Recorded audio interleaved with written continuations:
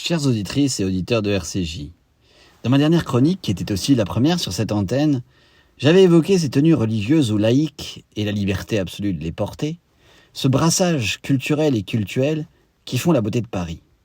C'était 2 jours avant le 7 octobre et l'attaque terroriste contre les civils israéliens, avant l'assassinat de Dominique Bernard, avant la résurgence des croix gammées dans les écoles, des étoiles jaunes sur les devantures, avant les propos qu'on croyait enfouis dans un passé lointain. Avant le 7 octobre, cela paraît il y a une éternité. Comment penser? Comment passer à autre chose? Eh bien, je n'en ai pas envie. Alors je reste sur ce thème que j'aime, observer les gens qui se baladent et ce que leur tenue dit d'eux et de nous. Comme dans les contes de fées, le vêtement acquiert parfois une vertu surnaturelle, une force magique qui lui permet de transformer un individu ordinaire et ainsi de réenchanter le monde. Qu'on songe aussi célèbres peaux d'âne, bottes de 7 lieues ou pantoufles de verre. Dans les moments où les valeurs communes sont ébranlées, les enfants massacrés ou kidnappés, nous rêvons tous, je crois, d'un Deus ex machina, d'un super-héros comme dans les magazines ou les films de notre enfance, pour sauver les otages, arrêter les assassins, rétablir la paix et sauver le monde. Or, l'une des tenues que je repère le plus souvent en me promenant dans la rue est celle des super-héros, dont le premier d'entre eux, Superman, et de plus en plus souvent de son pendant, Wonder Woman. Combien de fois n'ai-je pas aperçu des enfants qui se promenaient ainsi dans la rue avec leurs costumes préférés? Il y a dans l'enfance une vulnérabilité dont le contraste avec la force du super-héros m'émeut. Mais à vrai dire, il m'est déjà arrivé de surprendre un adulte portant en plein jour la tenue rouge et bleue. Vous retrouverez ces clichés que j'évoque sur le site de RCJ ou sur mon compte Instagram. Il y a quelque chose de plaisant et de rassurant à cette intrusion du domaine onirique dans la vie quotidienne.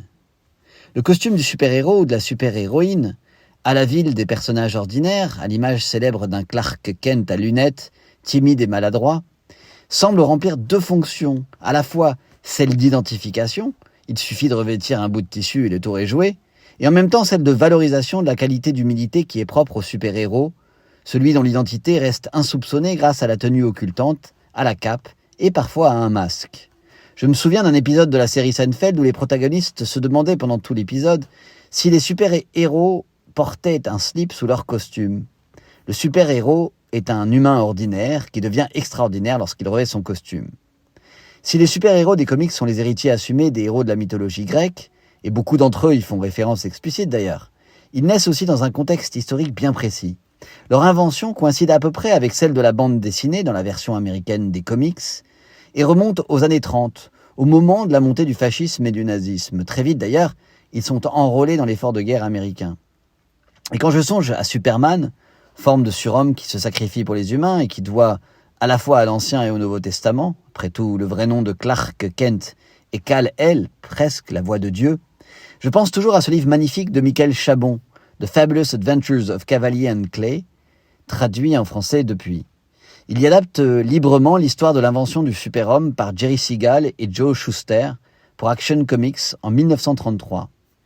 Il y raconte ce que doit l'invention de l'homme invincible au climat de violence et au sentiment de fragilité des 2 auteurs et à leur désir d'intégration, en les imaginant l'un petit juif fragile du New Jersey, l'autre juif d'Europe de l'Est échappé en secret de Prague.